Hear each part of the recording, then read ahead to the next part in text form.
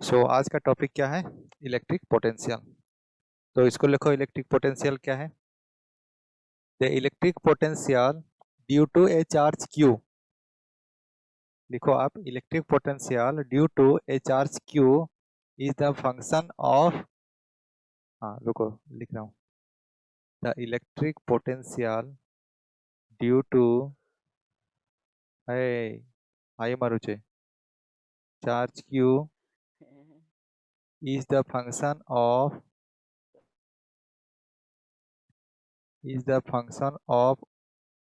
only charge q is defined as the work done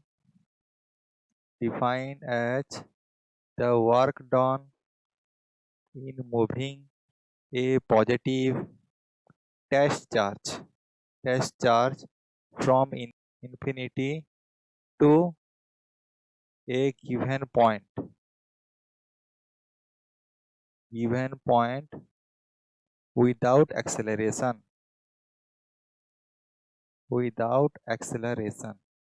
तो उसका मतलब क्या है? सपोज यहाँ पे एक चार्ज है Q, ठीक है, ये है आपका, मान लीजिए Q चार्ज है, और कहीं ज्यादा दूर पे एक पॉइंट चार्ज है, ठीक है। मान लीजिए यहाँ पे एक पॉइंट चार्ज है Q, उसको, ये चार्ज को, इसका कुछ इलेक्ट्रिक फील्ड होगा, ये Q वाला चार्ज का, एंड ये पॉइंट चार्ज का भी कुछ स्मॉल इलेक्ट्रिक फील्ड होगा, एंड जो कि उसका डिस्टेंस क्या है, बहुत ज़्यादा है, इनफाइनाइट डिस्टेंस है। तो हम क्या करेंगे, जब भी ये पॉइंट चार्ज को और Q को, किसी भी चार्ज को इस वाले, ये Q वाले इलेक्ट्रिक फील्ड में ऐसे एंटर करवाएंगे, तो हमको क्या करेंगे, कुछ फोर्स लगाना पड़ेगा, ठीक है। वो फोर्स को और कुछ एनर्जी वेस्ट करना पड़ेगा। That means a work has to be done. अगर हम ऐसे कर रहे हैं, उसको लेके आ रहे हैं, तो क्या होगा, कुछ एनर्जी वेस्ट करके हम वर्क करवा रहे हैं, ठीक है। तो ये इलेक्ट्रिक पोटेंशियल क्या बोल रहे हैं कि वो क्यू को हमको इसके अंदर, इसका इलेक्ट्रिक फील्ड के अंदर लाएंगे, जितना भी फोर्स डाल के हम वर्क करवा रहे हैं, that work is called as your electric potential, ठीक है। समझ में आया क्या? ठीक है। आप जहीं पे बैठे हो, उसमें क्या है, ग्रेविटेशनल फोर्स ऐसे गिर रहा है ऊपर से, आपके सिर के ऊपर से ग्रेविटेशनल फोर्स अर्थ के सेंटर की तरफ आ रहा है, ठीक है। जब आप खड़े हो गए, तो you are going in the negative direction of gravitational force. तो आपको क्या करना पड़ रहा है, कुछ फोर्स अपने आप में इंटरनल एनर्जी वेस्ट करके खड़ा होना पड़ रहा है, ठीक है। समझ में आया? दैट मीन्स आप ऐसे नहीं जा रहे हो, मतलब इधर उधर नहीं ट्रैवल कर रहे हो, सिर्फ बैठे थे, खड़े हो, ठीक है।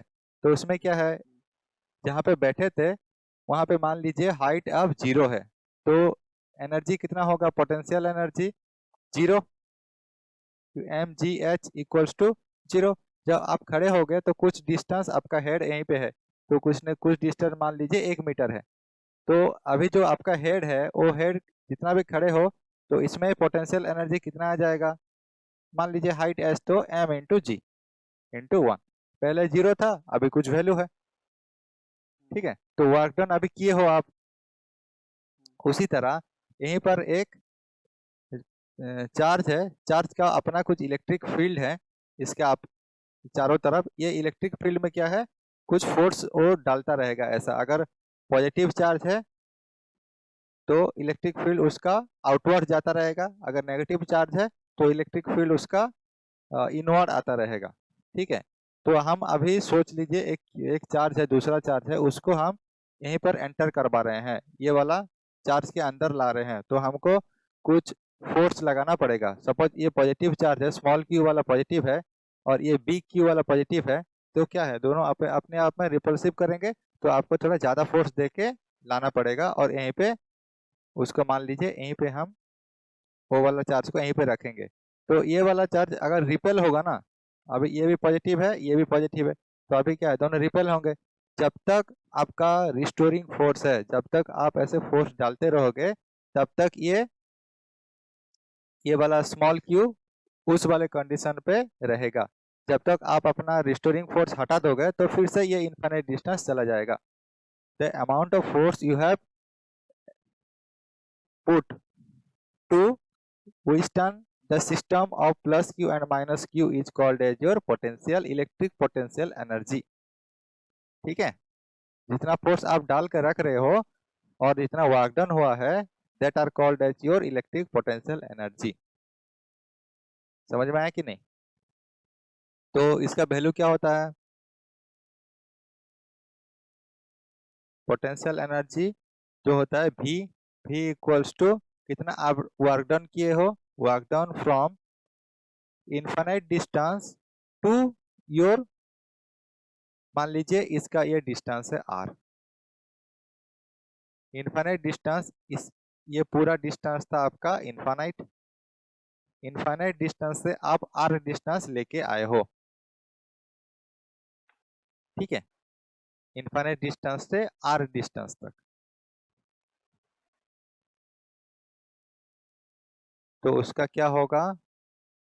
E into dl, integration line integration होता है इनफाइनाइट टू r डिस्टेंस, तो वो बन जाता है 1/4πε0 इंटू q बाय r। वो उसका है फॉर्मूला, किसका? इलेक्ट्रिक पोटेंशियल का।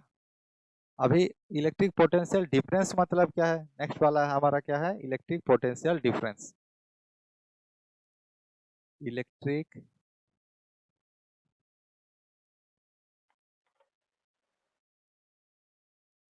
पोटेंस है, it is the amount of work done, कहाँ तक लिखा? हाँ, work done from infinite to that point, जितना एनर्जी है उसका सम टोटल होता है इलेक्ट्रिक पोटेंशियल। ठीक है, अभी पोटेंशियल डिफरेंस मतलब क्या है? पहला इनफाइनाइट डिस्टेंस में कितना ठो एनर्जी था, और अभी जो फोर्स दिए हैं, और आर डिस्टेंस में कितना ठो तुम्हारा एनर्जी है, और वर्क डन दोनों का कितना है, उसका डिफरेंस। तो यहीं पे क्या लिखेंगे? इलेक्ट्रिक पोटेंशियल डिफरेंस मतलब the electric potential difference of two points, लिखो द इलेक्ट्रिक पोटेंशियल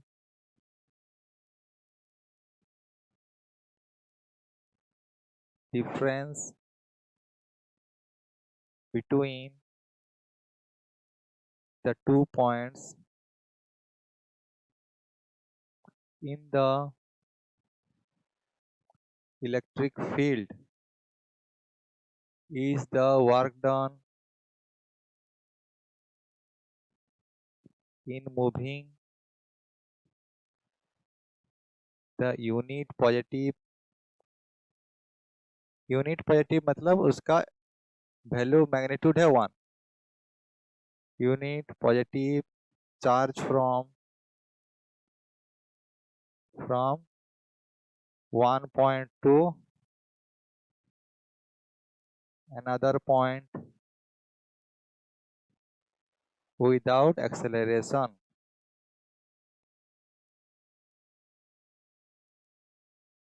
सपोज ऐसा एक इलेक्ट्रिक फील्ड गया हुआ है ऐसा, तो मान लीजिए यहीं पर एक पॉइंट है ए, यहीं पर एक पॉइंट है बी, तो वो यूनिट चार्ज को मतलब ये इसमें है प्लस क्यू और प्लस 1 कूलम है, ये 1 कूलम चार्ज को हम बी से ए ट्रैवल करवाएंगे तो वर्क डन जितना होगा वो होगा उसका potential difference.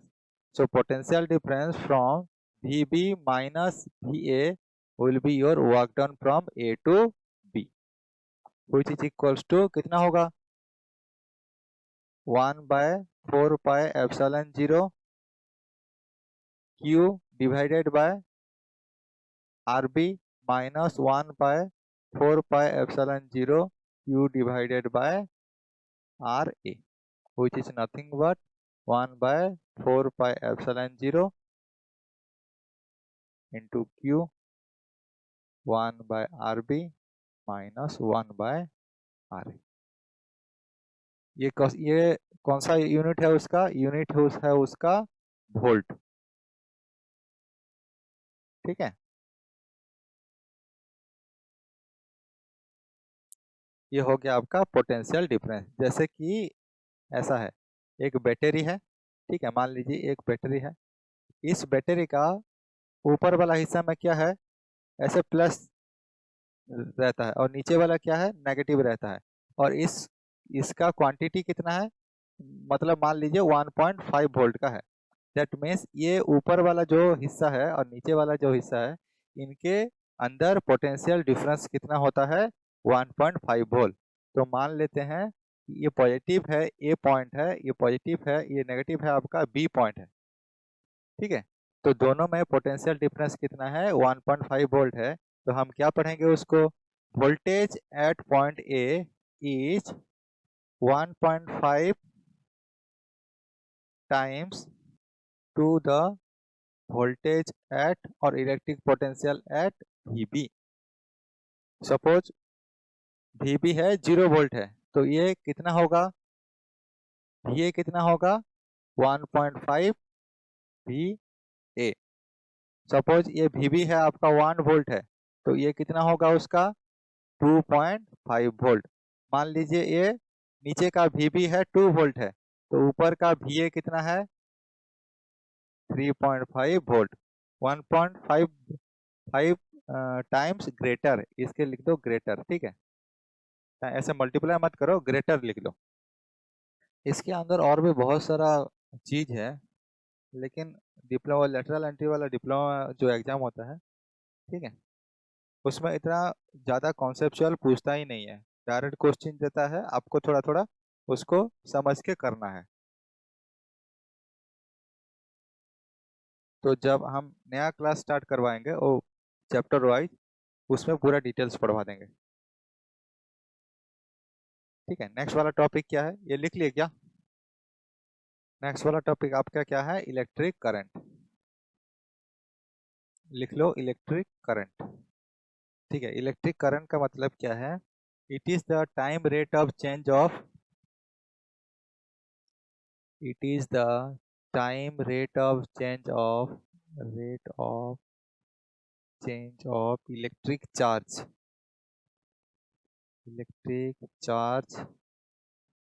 flowing in a particular direction by the help of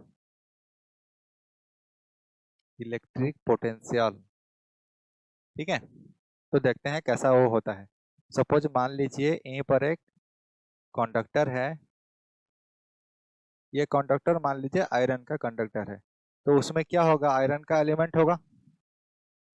ठीक है, आयरन का एलिमेंट होगा, वो एलिमेंट में क्या है, इलेक्ट्रॉन प्रोटॉन न्यूट्रॉन ऐसा होगा। और उसमें क्या है, ऐसा एक कंडक्टर है, तो उसमें क्या है, बहुत सारा फ्री इलेक्ट्रॉन घूमता रहता है, जो कि आर्बिटरी डायरेक्शन में घूमते रहता है विदाउट अप्लाइंग इलेक्ट्रिक फील्ड।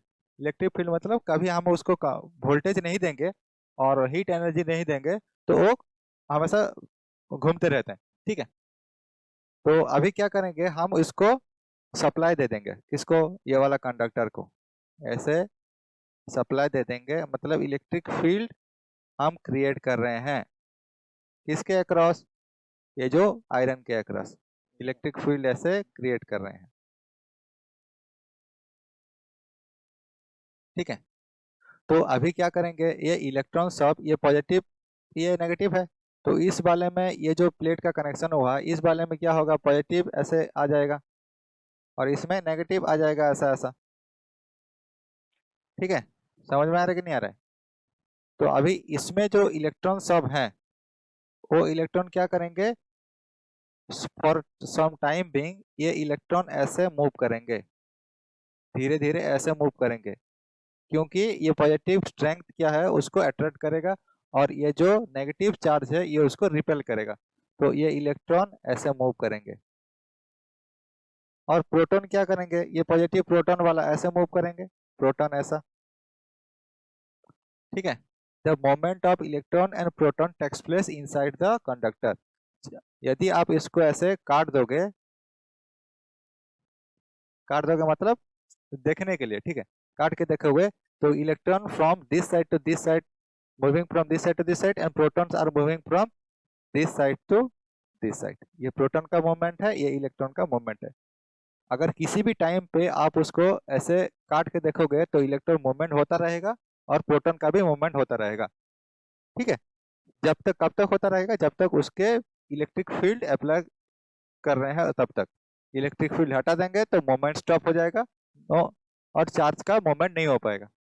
जब तक इलेक्ट्रिक फील्ड है तब तक वो मूवमेंट होता रहेगा एंड तब तक करंट फ्लो करते रहेंगे। वो क्या है, किसी भी टाइम पे dt, time rate of change, मतलब रेट ऑफ चेंज को क्या लेते हैं, d/dt of time rate of change of charge. Positive charge हो या नेगेटिव चार्ज हो उसको क्या बोलते हैं, current. Each and every second पे चार्ज का मूवमेंट जो होगा वो उसको करंट प्रोड्यूस करवाएगा with the help of electric field with A particular direction. तो ये क्या करेंगे ऐसे, ठीक है। तो हम क्या कर रहे हैं, इलेक्ट्रिक फील्ड ऐसे पॉजिटिव टू नेगेटिव दे रहे हैं तो उसका ऑपोजिट डायरेक्शन में इलेक्ट्रॉन मूव करेगा। तो इलेक्ट्रॉन का मूवमेंट कैसा होगा, इलेक्ट्रॉन का मूवमेंट ऐसा हो रहा है, ऐसे मूव करेंगे इलेक्ट्रॉन सब। और प्रोटॉन कैसे मूव करेंगे, ऐसा, ठीक है। तो करंट कैसा मूव, करंट कैसा, उसका डायरेक्शन कैसा होगा कि जिस डायरेक्शन में पॉजिटिव चार्ज मूव करते हैं उस डायरेक्शन का हम कन्वेंशनली उस डायरेक्शन को लेते हैं डायरेक्शन ऑफ करंट। तो डायरेक्शन ऑफ करंट कैसा होगा, फ्रॉम पॉजिटिव टू नेगेटिव, ऐसा होगा उसका करंट डायरेक्शन, ठीक है। प्रोटॉन का डायरेक्शन ऐसा गया है तो करंट का डायरेक्शन भी ऐसा जाएगा, समझ में। तो इसमें क्या है, आई एक स्केलर क्वांटिटी है लेकिन उसका डायरेक्शन हम एज्यूम कर रहे हैं, ठीक है। तो करंट कुछ वेक्टर क्वांटिटी नहीं है, that can be represent in the form of scalar quantity. हम एज्यूम कर रहे हैं बोल के कुछ करंट उसी डायरेक्शन में जा रहा है बोल के उसका हम डायरेक्शन दे रहे हैं, ठीक है। तो ये बन गया आपका करंट। तो करंट कितना टाइप का होता है, दो टाइप का करंट होता है depending upon the EMF source, electromotive source. यहाँ पे सोर्स क्या है, एक डीसी वोल्टेज सोर्स है, इसलिए वो डीसी करंट प्रोड्यूस कर रहा है, मतलब डायरेक्ट करंट प्रोड्यूस कर रहे हैं। अगर वो सोर्स होगा एसी, मतलब अल्टरनेटिव करंट वाला सोर्स है, तो वो प्रोड्यूस करेगा अल्टरनेटिव करंट। तो करंट कितना टाइप का है आपका, डिपेंडिंग अपॉन द सोर्स, ये दो टाइप का है, डिपेंडिंग अपॉन द सोर्स, ये दो टाइप का है। एक है डायरेक्ट करंट और एक है अल्टरनेटिंग करंट, अल्टरनेटिंग करंट, ठीक है। डायरेक्ट करंट का मतलब क्या है, it will possess some fixed amount of current in a particular direction. Direct current में लिख लो, डायरेक्ट करंट, डीसी करंट उसको बोलते हैं। It is the amount of current, it is a specific amount of current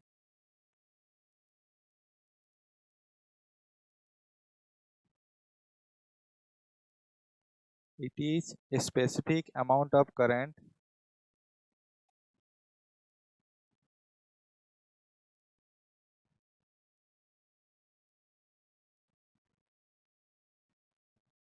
in which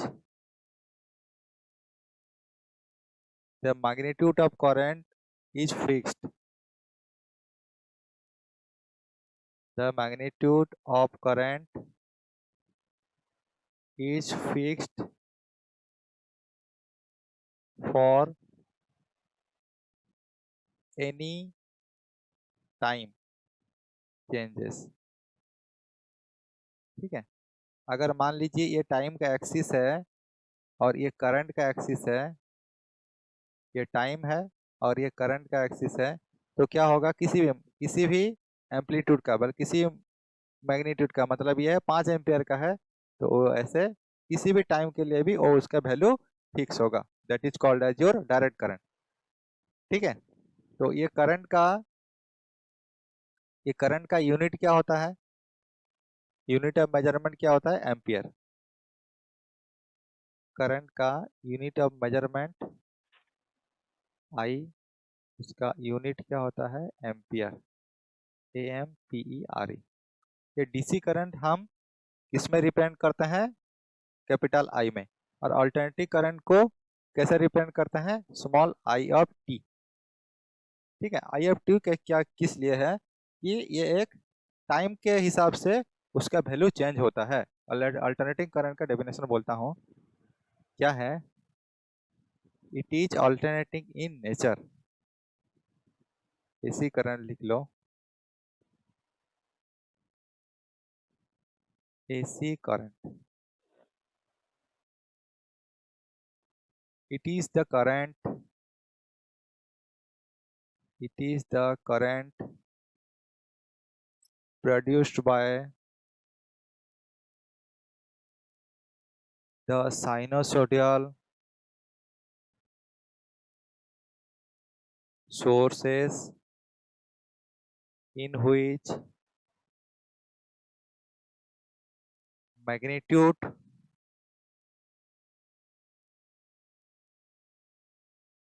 and direction in which, ऐसे लिख लो, in which magnitude changes with time, magnitude changes at every point of time,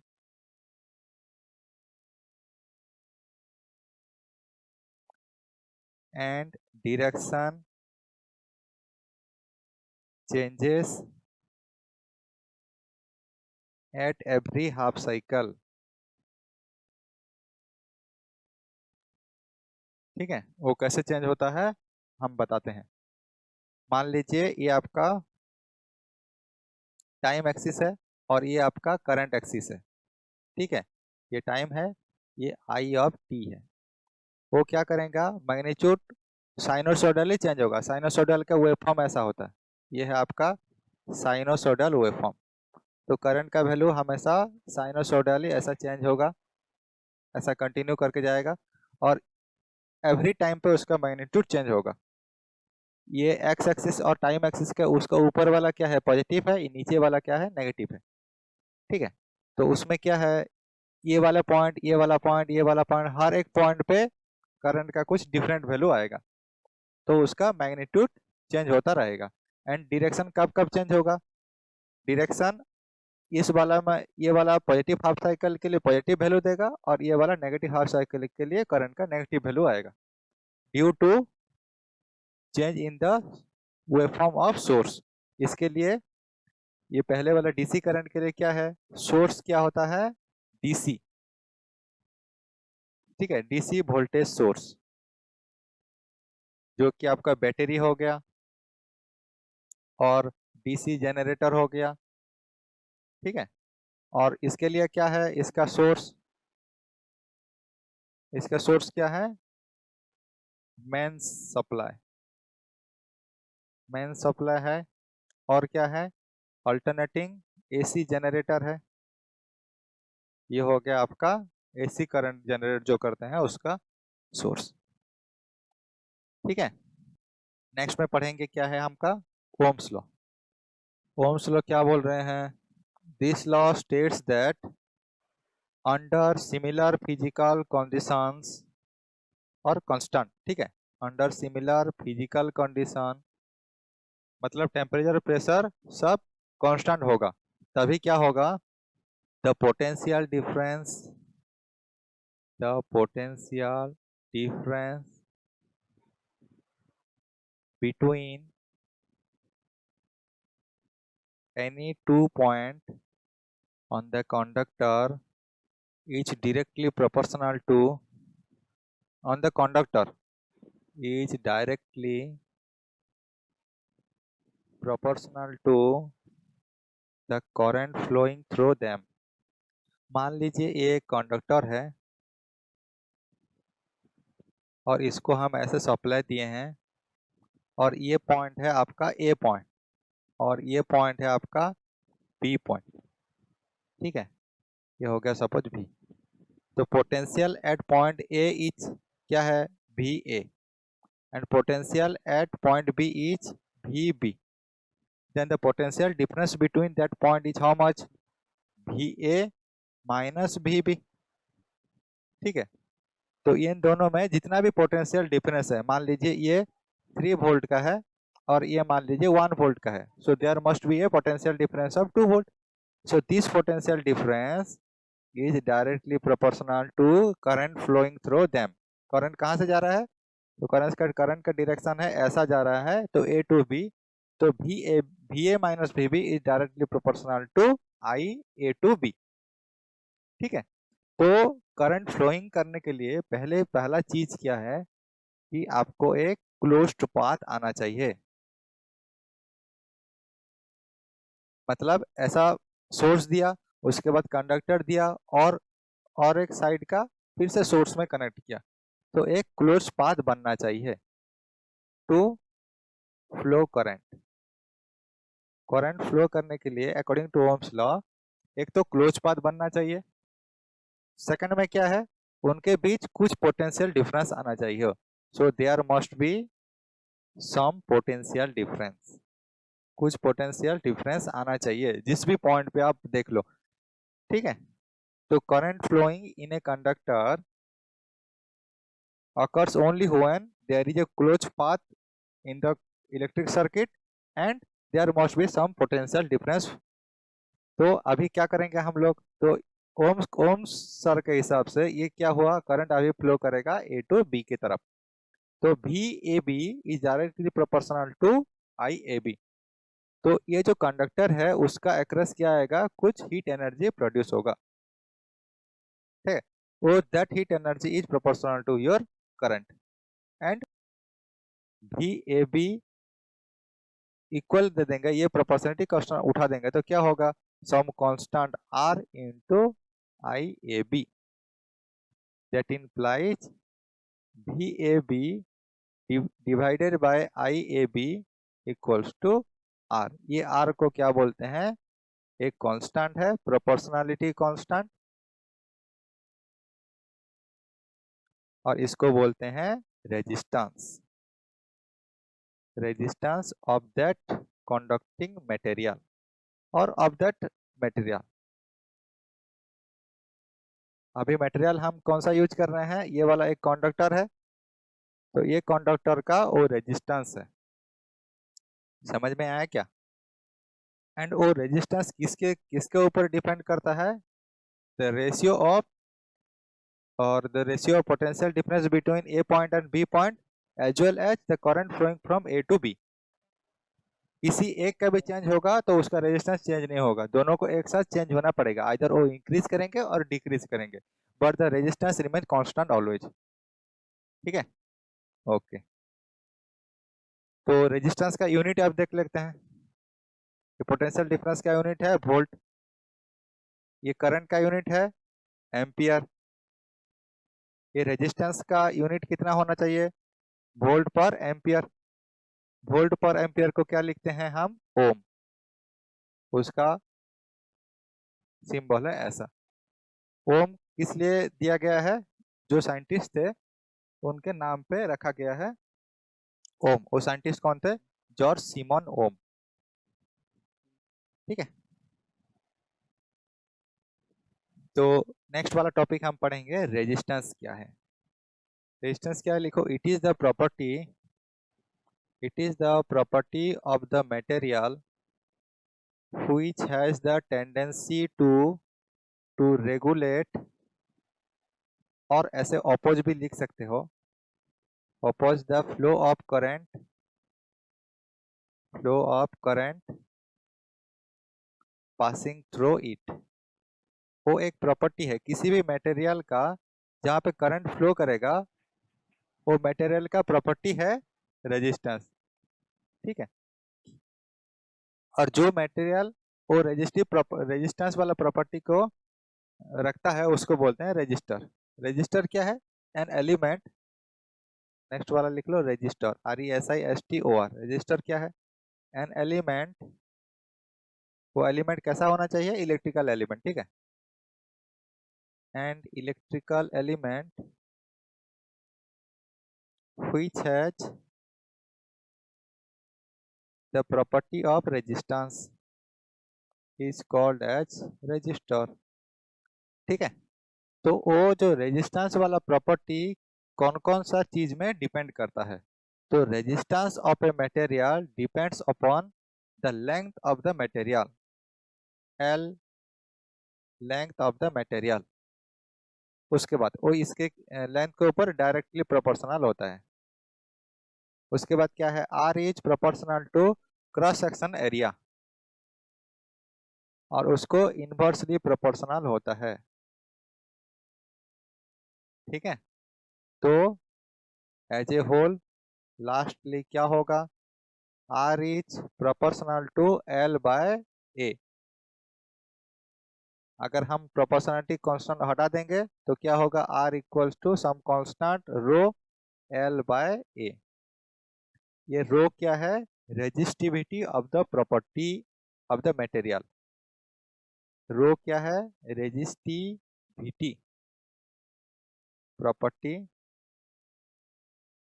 of the material.